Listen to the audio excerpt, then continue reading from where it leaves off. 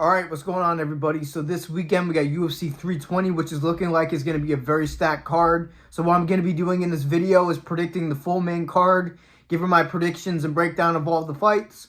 And yeah, let's get right into it. But real quick, before I get into the video, 95% of you guys aren't subscribed. So if you like UFC, Misfits boxing, or pro boxing content, I post 3 to 4 times a week on this channel at least. So make sure you guys subscribe. I appreciate you.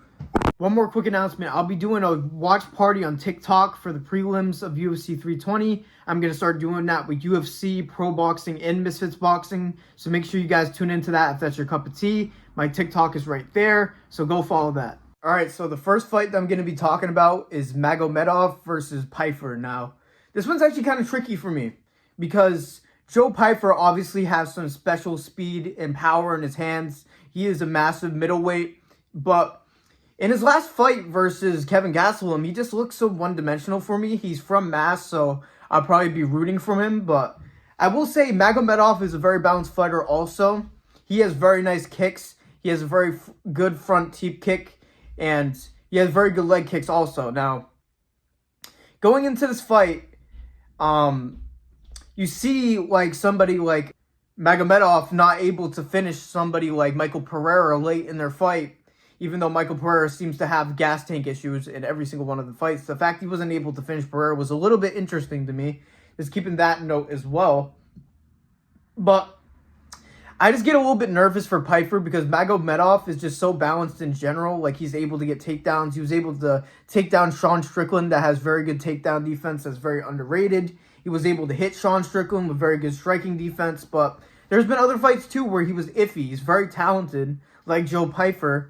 But both of them are just so inconsistent. So that's why this fight is so interesting to me. Now, I think that the leg kicks for Magomed is going to be there because Joe Pereira is such a wide stance. It's almost like a boxing stance because he really wants to unload that right hand of his. Now, that's the problem with Joe Pereira. In the last fight, he was really able to rock Kevin Gastelum and basically get him out of there. But Kevin Gastelum has very good recovery and a chin. But after that, he was just swinging over that straight right with no regard, not setting it up at all. And he's the type of fighter, instead of jabbing, he will just grab the gloves to get his range. I don't like that. I think with how big you are, you need to have a good jab and you need to work your jab. And then you can shoot over that right hand right after. It makes things way easier. So this fight's complicated, man. There's a chance that Magomed just out-grapples Pereira, but we are going to see his grappling in this fight. But I'm going to go Joe Pereira here. I'm going to go Joe Pereira by a late stoppage. I could be wrong about this one, but I think that Magomed's going to start very well with his kicks, and Joe Pereira's going to have a tough time closing the distance. We'll see if he implements the jab more. But I think as the fight goes on, Magomed isn't able to finish him, and then Joe Pereira catches him with one of his cannon right hands and gets him out of there. Let's say round 3 he secures the fight late. So I'm going to go Joe Pereira by finish in round 3. All right, now the next fight is Yuri Prochazka versus Khalil Roundtree. Now, this is fight of the year waiting to happen. I'm telling you guys right now, this is going to be a sick, sick fight. Now, I feel like this can go a number of different ways also. Now, by the way, I did skip that Josh Emmett fight because I wasn't really sure about it in that first fight, and I also took a little bit longer than I wanted it to, so we're just going to skip that one. But this fight, yeah, it's just the thing with Khalil Roundtree, man. He can't come out here with that nonchalant energy that he came out with in the Jamal Hill fight because Yuri is just so in and out. He's so active with his footwork and changing angles and all that. He isn't going to be able to rest like he did against Jamal Hill.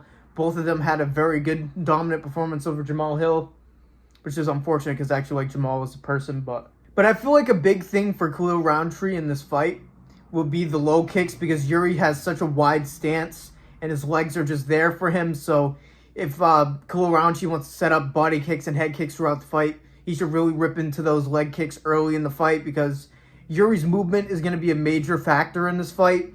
And Khalil Roundtree has great footwork too, but I think he's going to be more so the aggressor in this fight than Yuri. I think Yuri is going to more so look for a counterpunch off of an angle change, which he loves to do and he's nasty at. He's able to fight in both stances and counter you in both stances, which is very dangerous.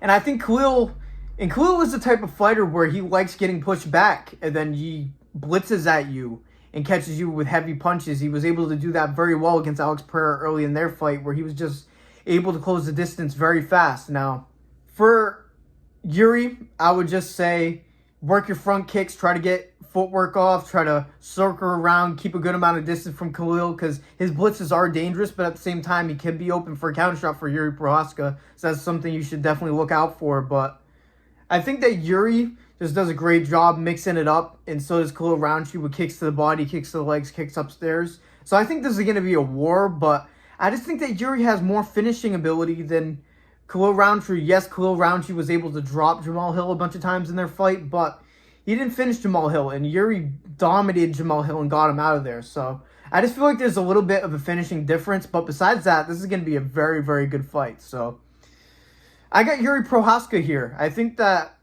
this could be an early finish just because it depends how Khalil Roundtree comes out. I think if Khalil Roundtree comes out with the low kicks and stays pretty patient in round one, but I think it could end up being fine. But I think if he's a little too over-aggressive, I think he could get caught early. But ultimately, it kind of sucks this is a 3-rounder. It almost should be the co-main event because of that, but obviously not because of a title fight. It should be 3 5-round fights at this point. But yeah, I got Yuri Prohaska. I don't want to say round 3 again, but that's what I see. I just see a finish in this fight. It could happen in round 2, but I think midway through round 2, I think that Yuri Prohaska is able to hit Khalil Roundtree with a cross that drops him, and he's just able to finish him. I think that Khalil Roundtree is going to be busted up because he has some of the worst scar tissue in the whole UFC, so he's going to get busted up. So maybe a doctor stoppage, that's on the table too, but I'm going to go Yuri Prohaska by finish in round 3. Right now, for the co-main event, Merab Dvalishvili versus Corey Sandhagen. Now, I'm going to be honest with you guys, kind of spoiler alert off rip. I don't think this is going to go good for Corey, to be honest with you. I think Corey Sandhagen is a great fighter. I think he's a very good balanced fighter. I think that he beats a lot of people at bantamweight. I just think that Merab is one of those fighters where, unless you're remarkable on the grounds, you're just going to lose to him. I really think it's that simple. And people forget there were points in the rematch with Sean O'Malley. Merab was striking with Sean O'Malley very well too. He was able to use his ability to close the distance. Merab has a great understanding of distance and striking. So does Corey Sandhagen, to be fair. Corey Sandhagen has a very quick back step, and so does Merab. So I don't know, man. I think that the counterpunch could be there for, or a knee or something for Corey Sandhagen could be there, because there are points where Merab tries to pressure you and he overthrows. Don't get me wrong, that does happen, and it happened in Sean O'Malley fight. There was definitely opportunities for O'Malley to catch Merab, but he just wasn't able to because Merab is just so on you the entire time. But if Corey Sandhagen is going to try to hurt Merab, it's got to be to the body. There are points where Merab got hurt to the body by Sean O'Malley and a bunch of other times throughout his career. We haven't really seen him get rocked besides one time to the head. The body has been more of a weakness to him. So if Corey Sandhagen wants to win this fight, he's going to have to, for one, survive on the ground by rolling and getting up, but also going to the head, faking to the head, then ripping to the body. Just trying to set up the body shots and try to finish Merab that way. I feel like that's genuinely his only chance. I don't think there's a chance where... Because here's the thing. Corey Sandhagen was able to get taken down by Deiveson Figueiredo very easily. Now, I know Deiveson Figueiredo is also an elite grappler, but that's the thing. Merab is also an elite grappler, so... Once Corey Sandhagen is on the ground, though, he is better than Sean O'Malley by quite a bit. He has better jiu-jitsu off his back, 1,000,000%, but the way Merab, he doesn't really get you on his back. He'll have you sitting against the cage, and then you'll either go for a finish, which I guess is his new thing now, or he'll hold you there. Now, there is a chance that because Corey Sandhagen sprawls a couple, or he's able to get away from takedowns even though he got down, maybe we see a criminal Merab again where he holds him up against the cage. But I think the ground game is going to be dominant from Merab. I think Sandhagen's good on the ground, but not in a way where it's going to suppress Merab, in my opinion. So I think this fight is either going to be a unanimous decision by Merab, where he's going to get a submission round 4, like a rear naked or something like that. Corey Sandhagen tries to over scramble and gets caught with a rear naked. So I think it's either a late submission or a decision for Merab. So that's what I'm going to say for this fight. Now for the main event, Magomed Ankalaev versus Alex Poatan Pereira. Now, come on, Alex, please, man. Please, dude. Come on, bro. And I know the title. You guys read the title already. And you're like, oh, this guy wants Alex Pereira to win. So he's going to pick Alex. Oh, bullshit. I couldn't wrap my head around how flat Alex Pereira looked in that last fight. Magomed Ankalaev didn't only out-grapple him and hold him against the cage the last 2 rounds of the fight. He did that for a reason. It's because he secured the rest of the fight. He was outstriking Alex Pereira the first 3 rounds of that fight. Now, I just feel like this is going to be different. Alex Pereira had an injury before that fight, and he was just so hesitant. And I think this time he's going to be able to actually take some risk and push Ankalaev back, because I feel like that will be the main difference. Alex Pereira isn't the best with his defense when he's moving backwards, and Ankalaev isn't bad on the feet. No matter how many people hate on him, he's not that bad. He also has his own low kicks that affect Alex Pereira. We love to talk about Alex Pereira's low kicks, but Ankalaev got some heavy ones too now. The reason why Alex Pereira wasn't really able to rip the leg kicks in the last fight is because Ankalaev is a southpaw, so it had to be the lead leg kick from Alex, which isn't as powerful. It's still a whipping hard leg kick. Don't get me wrong. I'd crumble to my damn knees if I get hit with that shit. But Ankalaev was able to just shrug him off and go forward, which was pretty impressive because we've seen in the Han Bohovic fight with Ankalaev where he really got affected by those low kicks. So maybe Pereira just needs to take the risk and throw the back low kicks at Ankalaev, even though he has a risk of getting caught throwing those. That's why he didn't really throw them.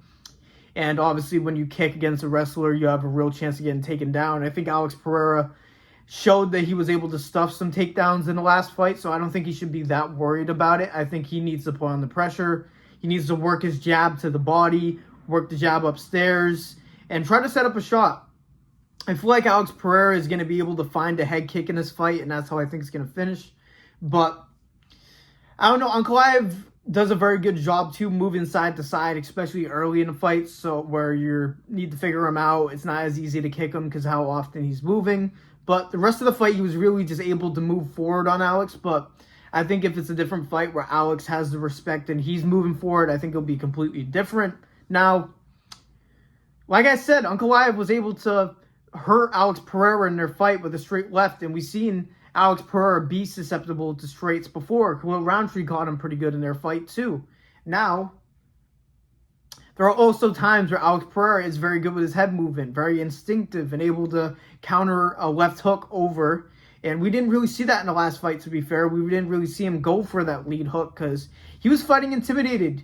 He was fighting with the thought that I'm not 100% going into this fight. I don't want to get taken down. So he didn't want to take risks on the feet. So I feel like that's going to be the main difference in this fight. I think Alex Pereira is going to be able to really work the low kicks, really able to work Ankalaev back with front kicks to the body, jabs to the body, and maybe he's going to try to find a front kick upstairs. I feel like that would be a very sick finish, and that could be there for him. Now, man, this is tough. I don't want this to be one of those things where, oh, you pick Sean O'Malley versus Merab in the second fight. Well, yeah, I just thought it would be more active in the fight. Like, Sean O'Malley wasn't as active as he should have been in that fight.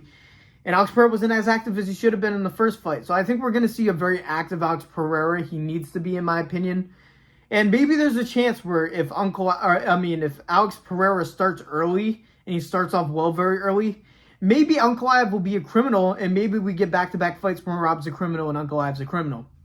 I'm just saying that's a possibility on this card. But no, do you know what? I'm going to do a bold prediction because I feel like the rest of the predictions on this card were kind of iffy. And, like, of course, you're going to pick this person type of predictions.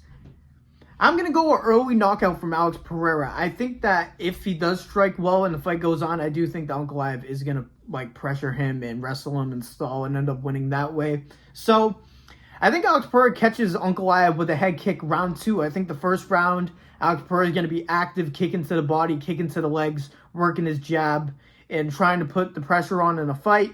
And then round 2, he's able to set up that head kick.